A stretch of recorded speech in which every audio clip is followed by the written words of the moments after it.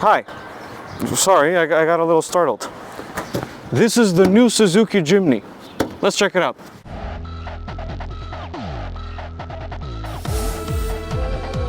So as we all know, crossovers and SUVs are all over our roads nowadays. And they're all basically cars that just ride a little bit higher and have like little plastic cladding on the side.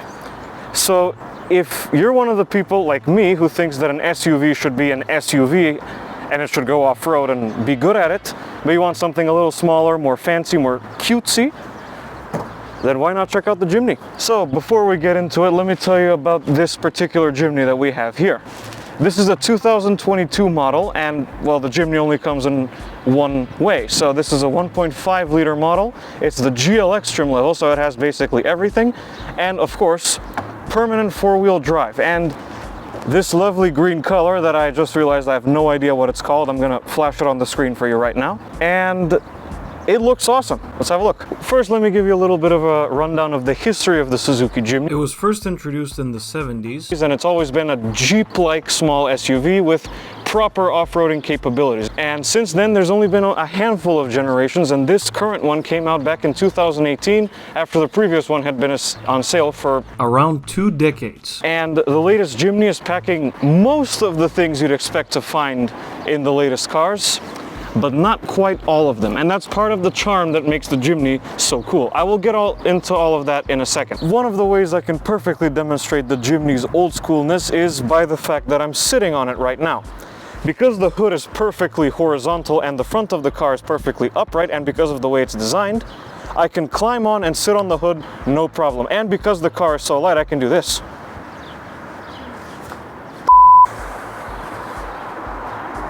Oh, sorry. Another way you can tell the Jimny is so small is because I just did a walk past it. It's really not that big of a vehicle. I'll flash the dimensions of the car on the screen right now. Now that's cool if you plan to park and drive around the city because it doesn't have parking sensors or a backup camera, at least not this one.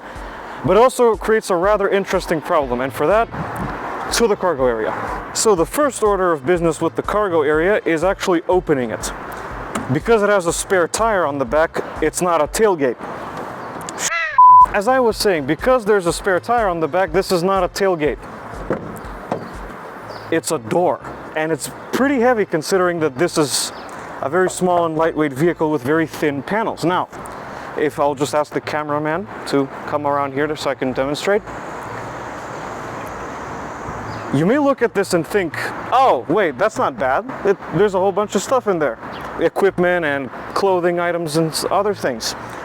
But I have to remind you one thing. The Jimny is a 4-seater.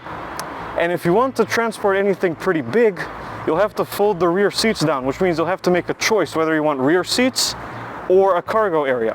And because all of our stuff is back here, I can't demonstrate the rear seats. Not that I'd fit in them anyway, but it just creates a little bit of a dilemma. And it's part of the reason why Suzuki offers the Jimny in most of Europe as a commercial vehicle only. And this is the engine in the Jimny. It's a 1.5 liter naturally aspirated 4-cylinder making 102 horsepower. And in this one, it's paired to a 5-speed manual transmission and permanent 4-wheel drive with a 2-speed transfer case.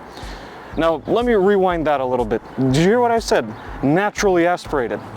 Yeah, that's the main reason why this car is not sold in Europe as a regular passenger model, only as a commercial vehicle.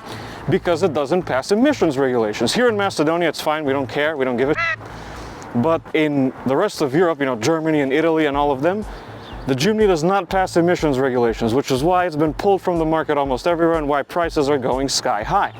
That being said, next year in 2023, Suzuki plans to introduce a hybrid version of the Jimny, which should hopefully solve this problem.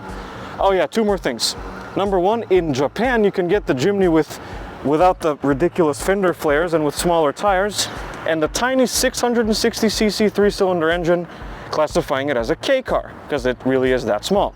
And another thing is, as well as the 5-speed manual, you can also get a 4-speed automatic.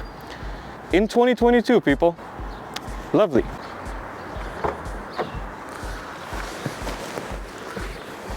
Welcome to the interior. Before we check out how all of this stuff works, let's go and start up the Jimny.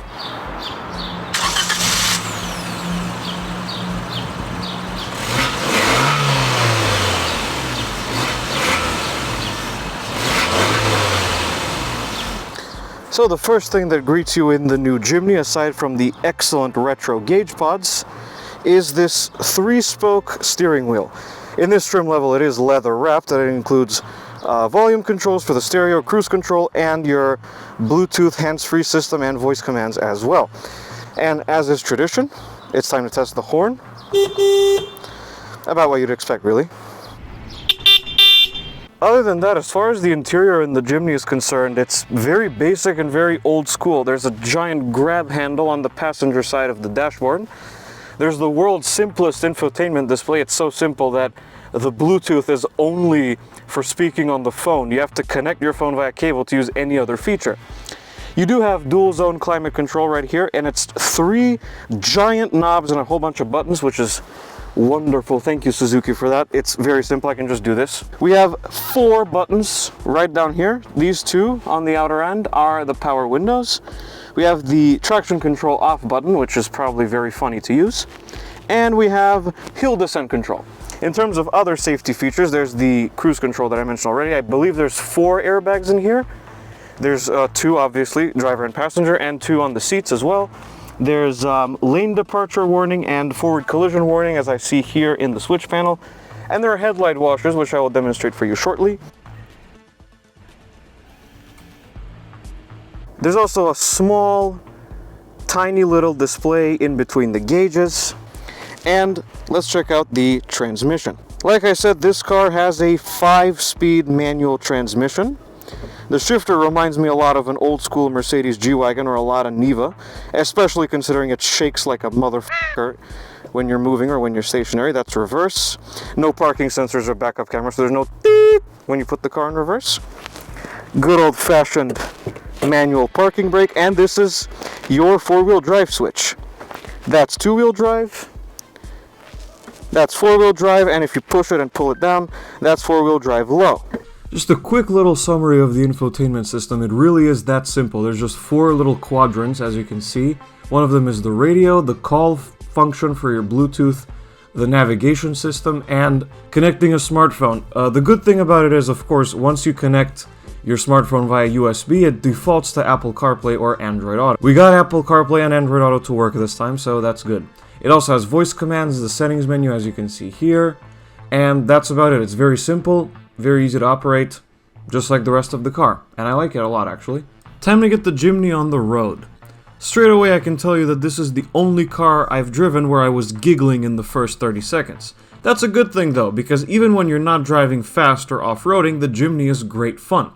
The first thing that surprised me was the driving position. You sit very high, and because of the proportions, there's an enormous amount of headroom, so you always feel that you're driving a bigger vehicle than you actually are.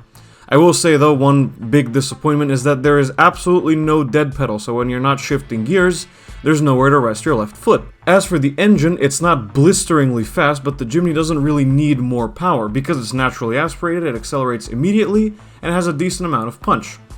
There's a fair bit of body roll in the corners, that's to be expected really, but the Jimny is not massively uncomfortable or annoying in the real world. For being an old-school body-on-frame SUV with very little sound insulation, it wasn't offensively loud or obnoxious. Perfectly civilized for what it is. Certainly more than an old Jeep Wrangler or Lada Niva. The equipment levels are decent, the AC works a treat, and the manual transmission is fun to use. And I don't think I need to tell you about this car's capabilities on the rough stuff. It can truly hold its own. And that wraps up my review of the 2022 Suzuki Jimny, everybody. Thank you so much for watching this video. Special thank you to Martin and the team at Meerkat Macedonia for allowing me to spend some time with the Jimny, which, by the way, gets a rating of 6.5 out of 10. Thank you for watching again. If you like this video, be sure to hit like and subscribe to the channel. Also follow me on Twitter and Instagram. There will be links in the description. And I will see you guys in the next video. Goodbye.